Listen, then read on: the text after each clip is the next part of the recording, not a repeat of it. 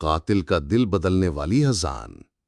کراچی کی گنجان گلیوں میں جہاں روشنی مدھم تھی اور خوف ہر سائے میں چھپا تھا، عادل ایک ایسی شخصیت تھا جس کا نام سن کر لوگوں کے دل دھل جاتے تھے۔ وہ ایک کرائے کا قاتل تھا جس کے ہاتھوں سے کئی زندگیاں ختم ہو چکی تھیں۔ اس کی آنکھوں میں ایک عجیب سی سردی تھی اور اس کا دل جیسے پتھر کا بنا ہوا تھا۔ عادل شہر کے بدنام زمانہ گینگسٹر رشید بھائی کے لیے کام کرتا تھا، جو کراچی کے جرائم کی دنیا کا بے تاج بادشاہ تھا۔ رشید بھائی کا ہر حکم عادل کے لیے قانون تھا۔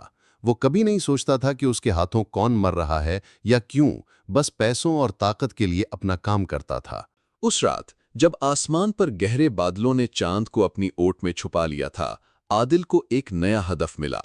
اس کا نشانہ تھا نعیم، ایک ایماندار تاجر جو رشید بھائی کے غیر قانونی دھندوں کی راہ میں رکاوٹ بن رہا تھا۔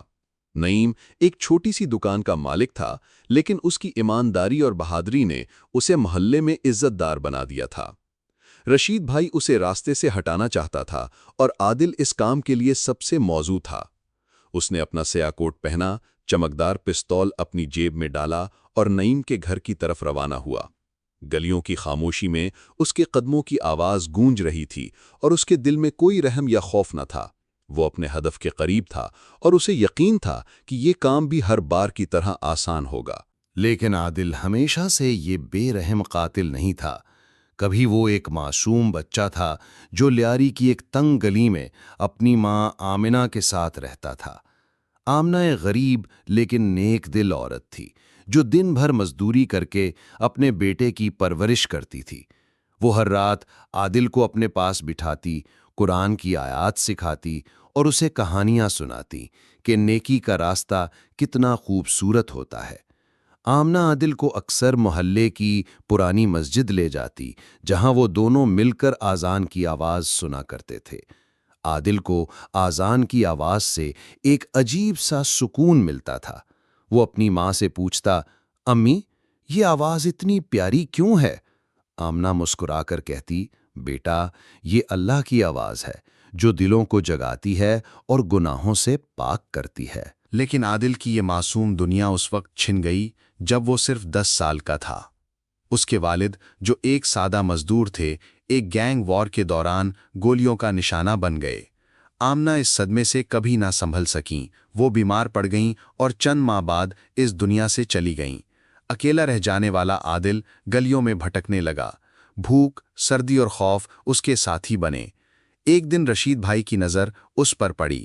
اس نے عادل کو اپنی گینگ میں شامل کر لیا، اسے کھانا دیا اور اس کی تنہائی کو اپنی طاقت سے بھر دیا، لیکن اس قیمت پر کہ عادل کی معصومیت ہمیشہ کے لیے چھن گئی۔ وقت کے ساتھ وہ ایک بے رحم قاتل بن گیا۔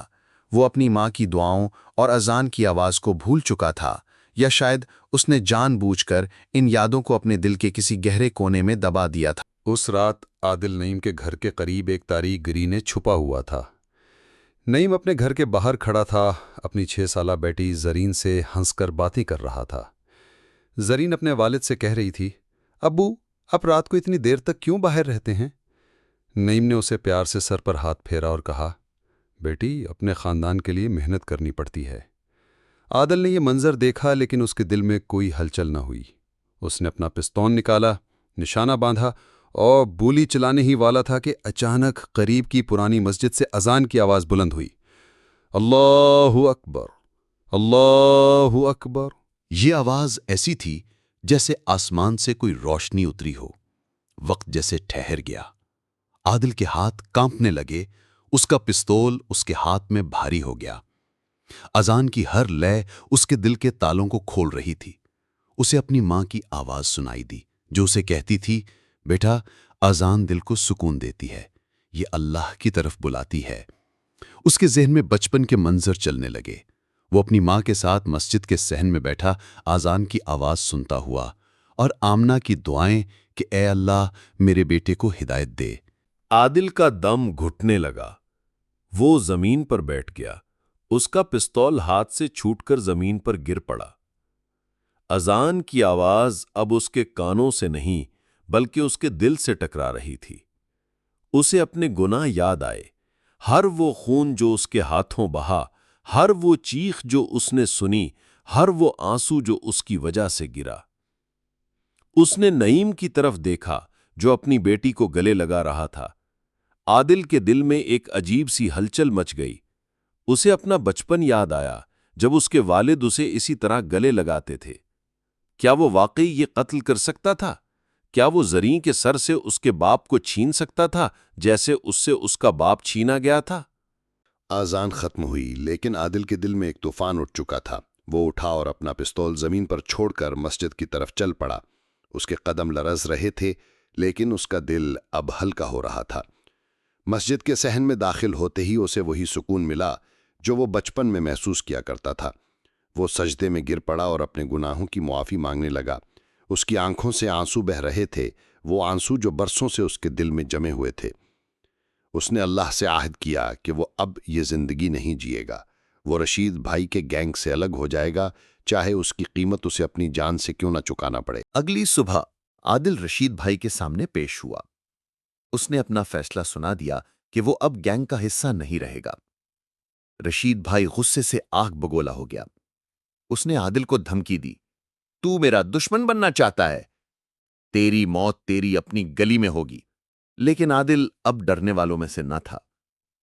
اس نے کہا، رشید بھائی، میں نے اپنی زندگی بدل لی ہے، اب آپ کی دھمکیاں مجھے نہیں روک سکتی۔ وہ وہاں سے چلا گیا اپنے پرانے گھر کی طرف جو آمنہ کے مرنے کے بعد بند پڑا تھا۔ عادل نے اپنا گھر دوبارہ کھولا اور ایک نئی زندگی شروع کی۔ اس نے ایک چھوٹی سی دکان کھولی جہاں وہ ایمانداری سے محنت کرتا تھا۔ وہ اپنے پڑوسیوں کی مدد کرتا، بچوں کو مفت میں پڑھاتا اور ہر روز آذان کی آواز پر مسجد چلا جاتا۔ اس کی زندگی اب سادگی اور سکون سے بھری تھی، لیکن رشید بھائی نے اسے معاف نہیں کیا تھا۔ ایک رات اس کے غنڈوں نے عادل پر حملہ کر دیا۔ عادل زخمی ہو گیا، لیکن اس نے مقابلہ کیا اور محلے والوں کی مدد سے خود کو بچا لیا۔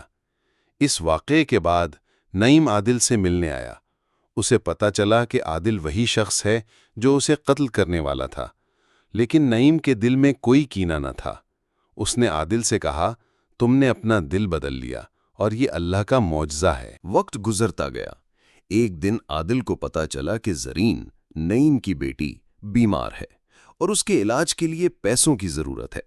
عادل نے اپنی دکان سے کمایا ہوا سارا پیسہ نعیم کے گھر پہنچا دیا، بغیر اپنا نام بتائے۔ جب نعیم کو یہ بات پتا چلی، وہ عادل سے ملنے آیا۔ دونوں کے درمیان ایک جذباتی ملاقات ہوئی۔ عادل نے اپنے ماضی کے گناہوں کی معافی مانگی۔ نعیم نے اسے گلے لگا لیا اور کہا، عادل، اللہ نے تمہیں ایک نیا موقع دیا ہے، اسے ضائع نہ کرنا۔ عادل کی کہانی شہر میں پھیل گئی۔ کچھ لوگوں نے اسے معجزہ کہا، کچھ نے اسے ایک سبق، لیکن عادل کے لیے یہ صرف اذان کی وہ آواز تھی جس نے اس کے دل کو جگایا۔ وہ آواز جو رات کی تاریکی میں ایک روشنی بن کر آئی اور اسے ہمیشہ کے لیے بدل گئی۔ ہر روز جب اذان کی آواز بلند ہوتی، عادل اپنی ماں کی دعاؤں کو یاد کرتا اور اللہ کا شکر ادا کرتا کہ اسے گناہوں کی دلدل سے نکال کر روشنی کی طرف لایا گیا۔